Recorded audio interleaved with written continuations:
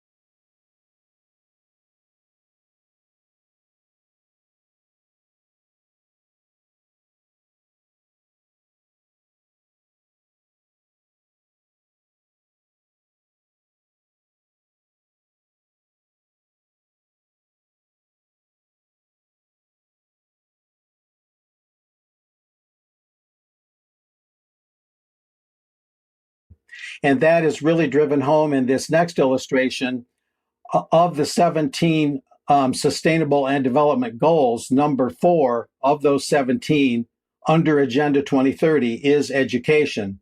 And this slide from Alex Newman explained that a little. By 2030, goal number 4, ensure that all learners acquire the knowledge and skills needed to promote sustainable development, including, among others, through education for sustainable development and sustainable lifestyles. There's that globalist buzzword in globalese, sustainable, human rights, gender equality, and so on and so forth, promotion of culture of peace, global citizenship, and so on and so forth along those lines. So Alex really explained very clearly, and this was one of several highlights at the conference, that education is not what you think it is under the Castle social and emotional learning SEL rubric there.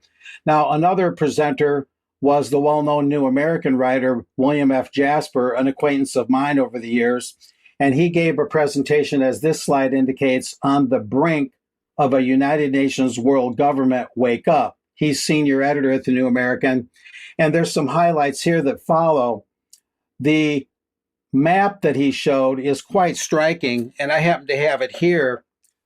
Now, when you look at this map, you'll see, beg your pardon, you'll see some green circles.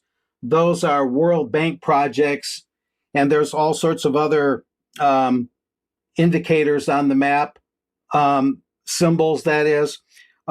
International Monetary Fund offices, which are all over Africa and Central and South America. And there are United Nations peacekeeping operations, significant in Europe and Asia, very heavy in Africa. Again, Africa seems to be a focal point, some in the Western Hemisphere. But what William F. Jasper was basically driving home by showing this map and through his overall presentation was the UN is showing a very broad global presence now in terms of where they have offices, in terms of the diversity of their operations, and in terms of what they're up to. And this next slide is a major focal point that Bill presented on what the UN is up to. And this is a relatively new development, he said, a UN tax on shipping to fund global tyranny. That's the headline of this New American article. And it shows the insignia that I inserted there of the International Maritime Organization, the IMO, which again is one of the 17 Sustainable Development Goals of the UN. And that's a carbon-based tax in terms of the carbon that shipping would contribute to the atmosphere the tax would be a way of offsetting that, according to Mr. Jasper. And beg your pardon, I had to pick something up.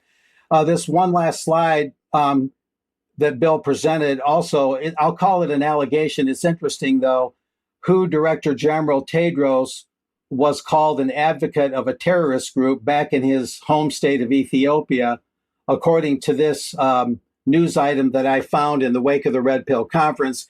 It's an allegation, but according to Bill Jasper, there's a lot of truth to it, that Tedros has a very checkered past. And of course, he's now Director General of the World Health Organization, who may be enforcing a second public health emergency of international concern if there's another pandemic and things like that. There are other things. I do have an upcoming article on this latest Red Pill Conference that'll talk about many other things, the real truth behind the animal rights movement. There's some shocking things there, and things in the high-tech world and whatnot. I can talk a little bit more about this in extra, however. So for now, we'll leave it at that in the interest of time.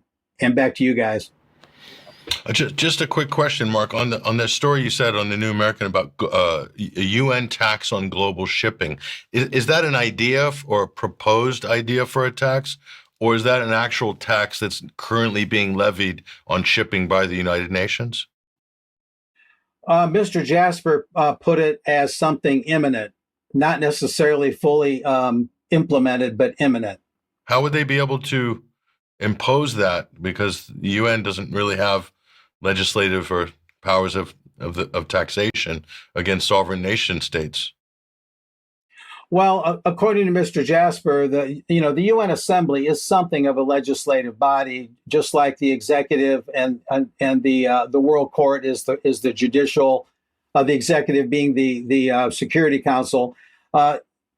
Mr. Jasper is saying those powers are quickly being developed and worked on a very ongoing basis to develop the ability to do that.